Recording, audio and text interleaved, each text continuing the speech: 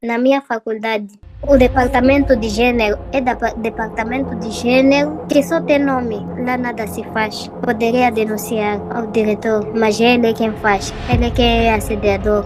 Então, fica difícil deixar uma mensagem, a não ser sejamos fortes.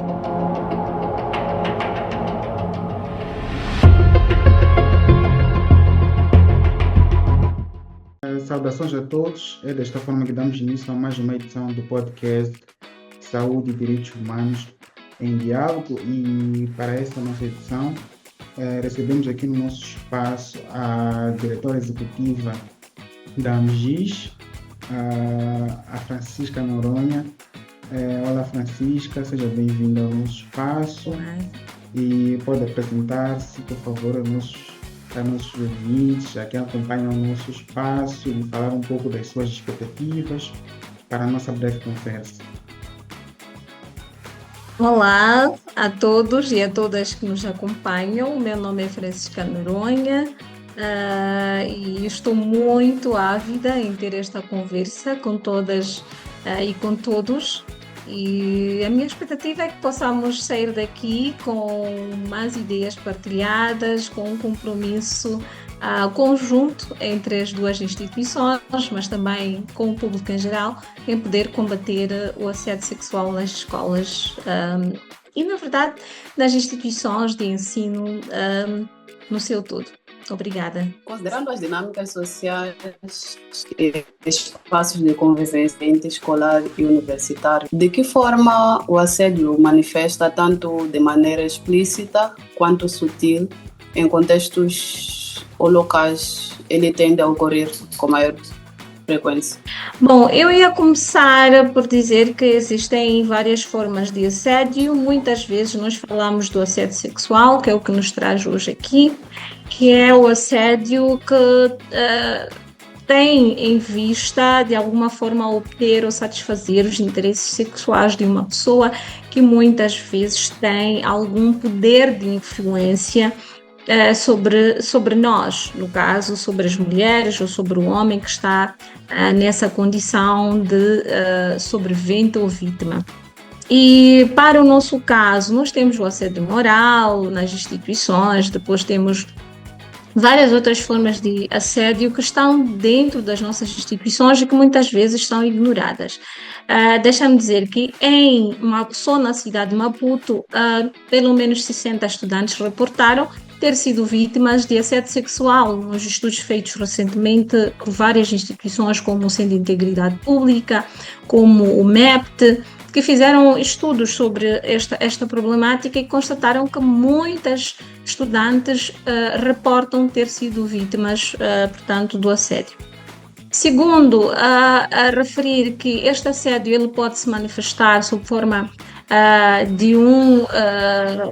por exemplo, de um insulto, ou através, por exemplo, de um parecer que a pessoa pode dizer sobre nós que não nos deixa confortáveis.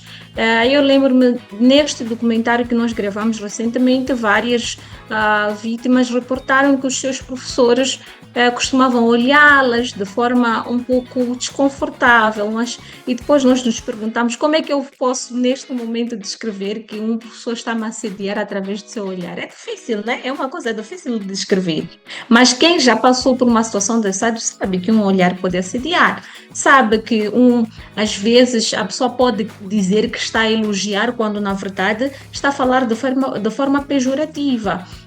Eu ouvi estudantes já dizerem coisas como há professores que entraram na sala e disseram essas meninas que sobraram agora, nem mel tem, não sei como é que será na lua de mel se um dia se casarem. Então, quando um professor entra na sala de aulas e diz coisas como essas para estudantes, o que é que ele está a fazer? Está a assediá-las.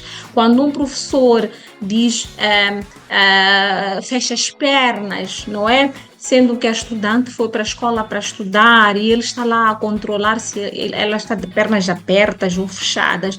Isso é uma forma de assédio.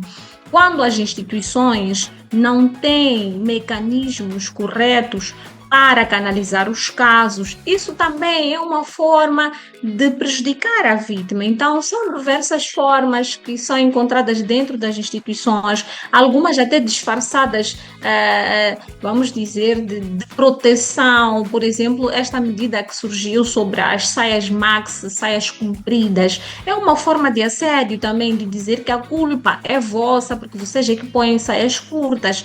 Mas nós sabemos que em Moçambique a maior parte das mulheres estão dentro de comunidades. Nessas comunidades as mulheres não põem roupas curtas. A maior população moçambicana está na zona rural, e na zona rural não se põe roupa curta, mas nós estamos sempre a assediar as meninas, a assediar as mulheres. Quando um professor, eu lembro-me de uma outra estudante que disse algo como, o docente sempre dizia para mim que a cor preta é a sua cor favorita, mas ele, quando falava da cor favorita, falava das roupas dela, não é? Dizia: eu gosto muito das tuas calças, puseste calças pretas porque sabes que eu gosto das calças dessa cor, puseste uma saia preta hoje, um vestido preto comprido porque sabes que eu gosto do vestido preto. Então ela já não podia pôr uma roupa de cor preta porque o professor simplesmente ia falar de forma pejorativa, ia fazer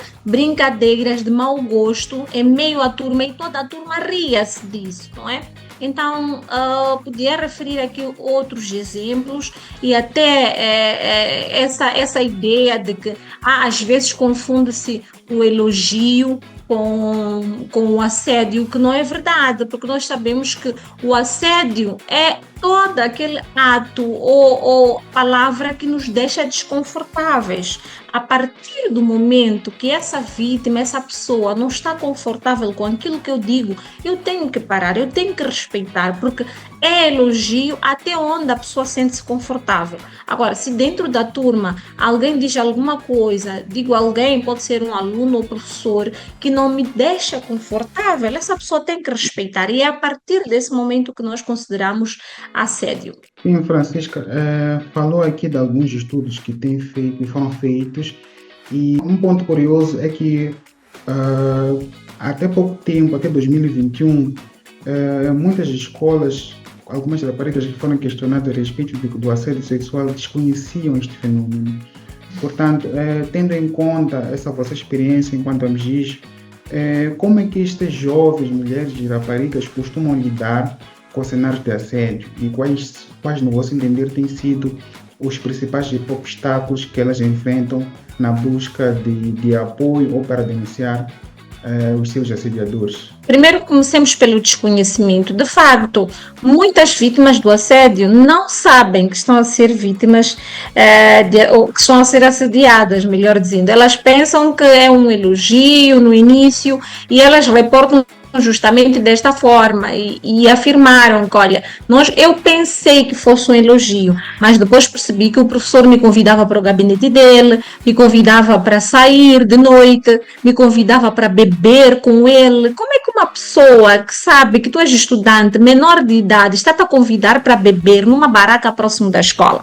Então, o primeiro obstáculo que nós temos é este: é o desconhecimento por parte da vítima de que está a ser vítima do assédio, não é? Porque ela pensa que é um elogio, mas depois começa a perceber comportamentos estranhos deste professor, que lhe manda mensagens de noite, em horas que não são horários normais para um professor abordar ou querer conversar com uma estudante, dizer que ama a estudante, dizer que quer ter uma relação com ela, numa situação em que sabe que aquela é minha estudante e que eu tenho um certo poder de influência sobre ela. Então, este é o primeiro obstáculo que elas encontram, de distinguir o assédio de um simples elogio, porque muitas vezes esse assediador vem disfarçado de uma boa pessoa, de uma pessoa que tem boas intenções, que quer orientar a estudante, quando na verdade, no fim, acaba revelando que ele não tem intenções de orientar a estudante ou de ajudá-la a progredir na sua carreira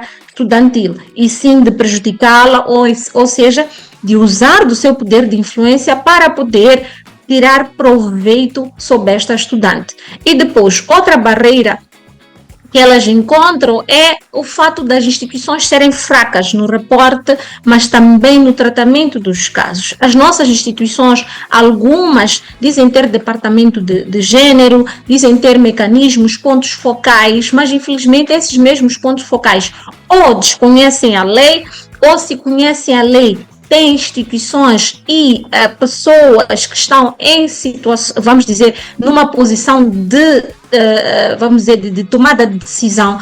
Mas, acima de tudo, neste momento, para o caso das universidades, por exemplo, escolas que estão na cidade de Maputo e fora, é necessário criar esses mecanismos, treinar os pontos focais e garantir que eles funcionem.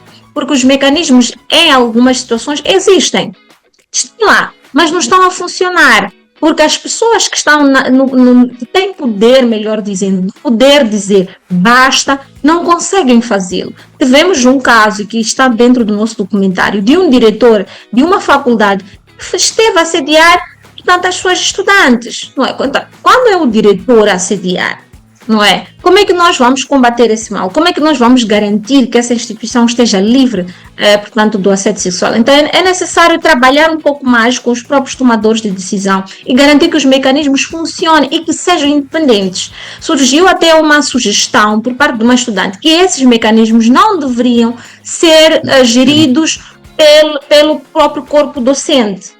Ou seja, deveria ser um mecanismo independente e que não esteja dentro da escola, preferencialmente, quando falamos dentro da escola, digo dentro do organograma da escola, não é? Para gerir esses assuntos tem que ser independente, mas infelizmente em algumas situações, esses departamentos, esses pontos focais são também professores. E eles encontram-se numa situação difícil de gerir as expectativas do professor que é seu colega e dele próprio como professor, isso coloca em risco a carreira dele e depois também coloca em risco a relação dele com o diretor, por exemplo, que é chefe dele. Então é necessário criar um mecanismo independente e que seja capaz de dar seguimento a estes casos sem ter conflitos de interesse.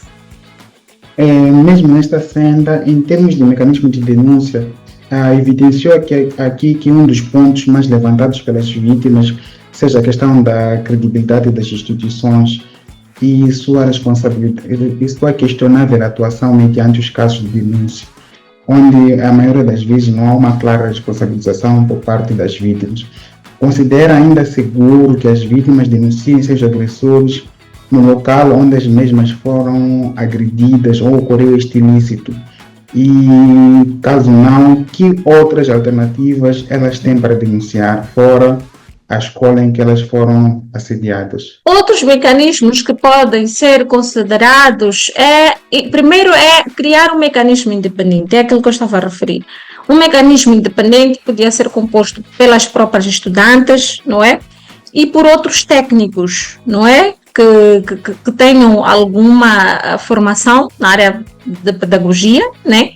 E que possam dar seguimento a esses casos, mas de forma independente acima de tudo e que inclua estudantes, porque as estudantes conhecem a realidade das universidades, dos conselhos de escola. Nós temos um conjunto de pessoas que representam o corpo docente e por aí em diante. Então, podia-se pensar num mecanismo que não fosse composto pelos professores, não é? Que fosse composto, por exemplo, por estudantes, que fosse composto por outros membros do governo e talvez, quiçá, por organizações da sociedade civil, não é? Mas que não fosse um mecanismo propriamente da escola, filiado à escola no sentido que até tem responsabilidades hierárquicas em relação ao diretor, não é? Para não criar conflitos de interesse ou talvez influenciar as decisões que são tomadas a este nível. Não é dizer que era importante pensar-se em mecanismos independentes que podem ser compostos pela Procuradoria, pela Polícia,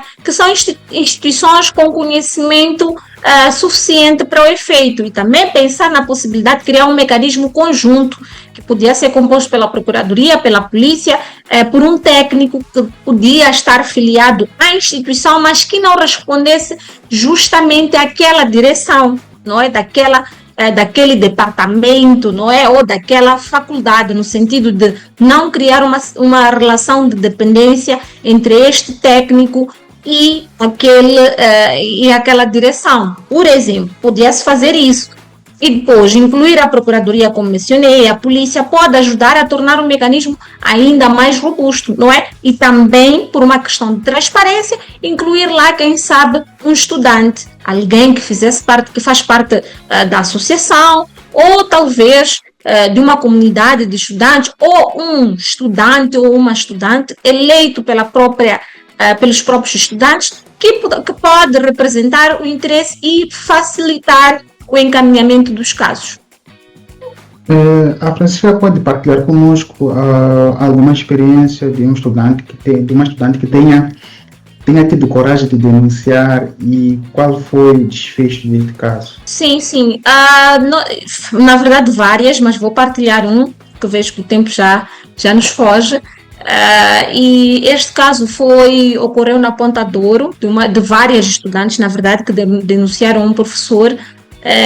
Infelizmente, esse professor era ponto focal de gênero, estão a ver, né?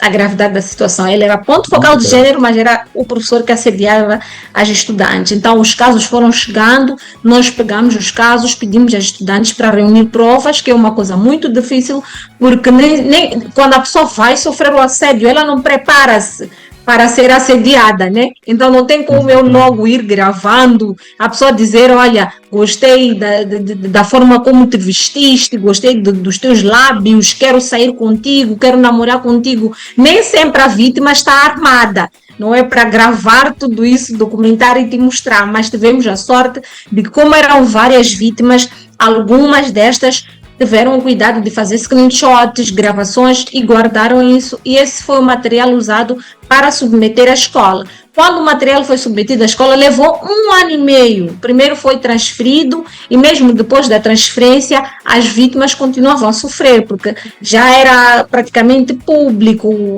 Os outros colegas faziam piada de mau gosto sobre isso. Então, este professor foi transferido, e mesmo assim a organização, na altura em que eu trabalhava, recorreu para este caso, e graças a Deus o professor acabou por ser expulso. Mas nem sempre foi assim. Tivemos um caso há pouco tempo de uma universidade, de um professor que foi denunciado, e as 3 estudantes foram ditas que não podiam gravar o professor sem o consentimento dele. Imagina, numa situação em que te pedem provas, te dizem que você não pode gravar sem o consentimento do agressor. Será que é possível eu levar o telemóvel e dizer, olha, agressor, vou te gravar agora? Não é possível. E infelizmente esse caso perdemos. E prontos, por quê? Porque o próprio assediador depois meteu um outro processo contra as estudantes, a dizer que elas estavam a difamar a ele.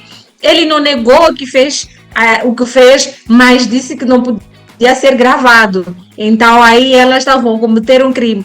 Então são inconsistências também que a nossa lei apresenta e que devem ser melhoradas para assegurar que as nossas raparigas, estudantes, tenham um ambiente escolar mais amigável e seguro, acima de tudo. Neste contexto de exigências de provas em questões de assédio sexual, como isso contribui para que haja impunidade no que diz respeito à punição dos agressores?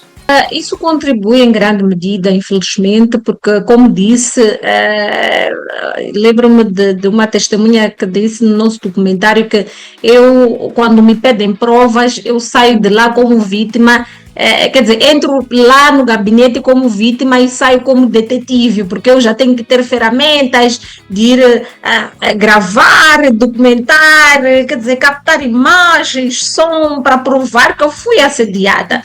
Então, isso não só mostra uma grande lacuna no que concerne à proteção das vítimas, mas também mostra que as nossas instituições não estão preparadas para tratar e encaminhar estes casos. Porque se estivessem preparadas, cabe ao agente, à pessoa a quem eu fui informar sobre a situação que estou a passar, ir atrás dessas provas, não é? Investigar. O que é a investigação? A investigação não é dizer à vítima, vai procurar provas tu. Não. É meu trabalho, como a pessoa que trata e encaminha os casos, ir atrás das provas, ir atrás, investigar, procurar saber quem é essa pessoa, por que ela faz isso, será que esta é a única vítima? Então as nossas instituições, infelizmente, e a nossa lei pede que as vítimas apresentem provas, mas neste processo de apresentar provas não abre espaço que a vítima, em caso de ter gravações ou poder gravar, possa fazê-lo. Diz que tem que ter consentimento. Como é que eu posso pedir consentimento ao meu agressor? Não faz sentido, não é? Então, mostra também que é necessário melhorar, rever esse Código Penal, de forma a que estas vítimas possam ser efetivamente protegidas. Mas também que os nossos técnicos, os nossos investigadores precisam de correr atrás dos casos. Não é ficar à espera no gabinete, porque mesmo em algumas escolas, houve diretores que disseram que não tinham casos. Mas quando nós fomos entrevistar as alunas, disseram que havia casos, vários casos. E elas não reportaram. Mas o fato das vítimas não reportarem não indica essencialmente que elas não têm vontade de reportar. Indica, pelo contrário, que nós não estamos aptos a receber os casos. Indica também que nós não estamos vigilantes, não é? A vigilância, o que é? Vigilância significa eu ser capaz de olhar para a minha instituição e ver o que não está bom. Não é? Porque não é possível que 100 estudantes digam estamos a ser assediadas e eu, como diretor, fique a dizer, olha, não temos nenhum caso, então alguma coisa não está bem. A comunicação entre estes dois atores não está a fluir, não é? É isto. Em termos físicos, sociais e psicológicos, sobretudo acadêmicos, como o assédio pode afetar as mulheres assediadas? Principalmente no contexto escolar. O assédio pode afetar as vítimas de várias formas e uma delas, como vocês sabem, é a desistência escolar. Não é? As vítimas ficam com muito medo, não é, de ir à escola e podem desistir da escola, mas em casos mais graves ainda, para além da desistência, pode levar a uma gravidez indesejada, pode levar a uma união prematura. Nós tivemos casos de pessoas que assediaram tanto que conseguiram, não é? Engravidaram várias estudantes. Em Nampula tivemos um diretor que engravidou 2 estudantes. Essas estudantes eram menores de idade, de 13 e 14 anos. Ficaram grávidas, uma delas até apanhou HIV-Sida, não é? Desistiu da escola, agora é mãe, é criança. Então, nós estamos a dizer que estamos a destruir uma infância toda de uma criança, não é? Temos casos de estudantes da Unisave que desistiram de defender. Ela já submeteu o trabalho, mas não está a conseguir defender.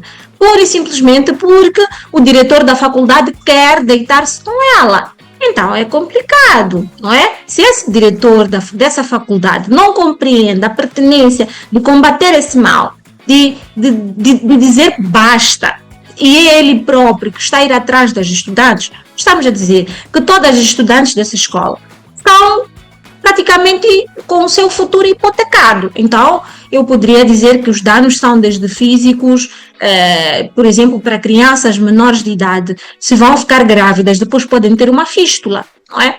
E o que é que isso significa em termos de custos orçamentais? Se o Estado antes tinha orçamentado que vai gastar X com educação, para além da educação já tem que gastar com saúde, sobre problemas como a fístula que poderiam ser prevenidos, não é isso? E depois, tu, se vais dizer que vais formar X número de crianças e tu tens desistência, estás a dizer que esse Estado se orçamentou formar, agora tem que orçamentar no ano seguinte e formar outras pessoas que, para aquilo que era o cálculo, já deveriam estar numa outra classe, não é? E depois, em termos de desemprego, significa que tu terás uma população menos formada, menos letrada e mais prejuízo, porque, sob o ponto de vista financeiro, tu vais ter mulheres que não são capazes de contribuir, não só porque não tiveram acesso ao conhecimento, mas porque tiveram toda a sua saúde prejudicada. Uma mulher que tem a saúde, que tem fístula, não consegue ter uma vida normal, acordar, ir trabalhar, não é?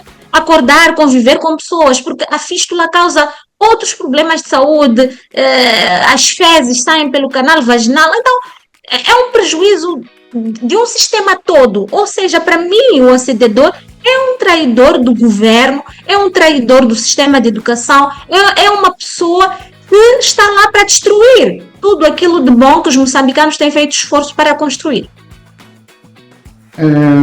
Pois bem, elencou aqui diversos fatores, diversos impactos que podem vir nas vítimas, sobretudo impactos psicológicos, que de alguma forma ela também pode acabar por ter repulsa a homens não é? Não ter vontade de ter um parceiro, não ter vontade de ter um marido. Sim. Pode haver diversos impactos psicológicos, pode ter medo constante, né, de conviver em sociedade. Além disso, também pode ser estigmatizado pelos próprios colegas, não é? Após a descoberta desses casos. Estamos mesmo a passos largos para o fim da nossa conversa e, em linhas gerais, gostava que a Francisca falasse um pouco mais do trabalho que a MGIS tem feito neste âmbito de prevenção e combate a questões de assédio sexual nas escolas. Estamos conscientes de que há pouco tempo foi lançado um documentário. Pode falar um pouco deste documentário e de outros trabalhos que a MGIS tem feito neste âmbito. Bom, a MGIS trabalha neste momento com 10 escolas na cidade de Maputo, sendo que 4 destas estão no distrito, uma no distrito duas, aliás, no distrito de Matutuíne, 2 em Marraquene e as restantes na cidade de Maputo.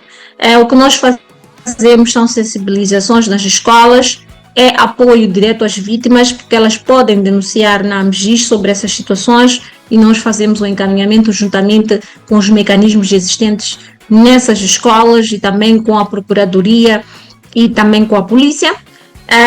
Também fazemos a documentação desses casos que achamos que é extremamente importante no processo de advocacia, que tendemos continuar a fazer isso. Fazemos webinars para falar sobre assédio sexual e que esses webinars são organizados pelos próprios estudantes. Para nós isso é extremamente importante. Fazemos o fortalecimento dos mecanismos de denúncia, que é treinar os pontos focais, treinar membros do governo, treinar os membros das escolas, para entenderem a pertinência de combater o mal, para que eles também possam se tornar mecanismos ativos, não passivos, não é? Não é ficar no gabinete à espera dos casos, para que este assédio seja criminalizado, para ter este problema dentro deste ambiente. Obrigada. Muito obrigado, Francisca, pela sua presença no nosso espaço, e é bom saber que existem organizações que estão preocupadas, engajadas em combater o assédio sexual nas escolas. Este que é um fenômeno que de alguma forma afeta a dignidade das raparigas, afeta o seu futuro profissional, a sua saúde física, mental e sobretudo social.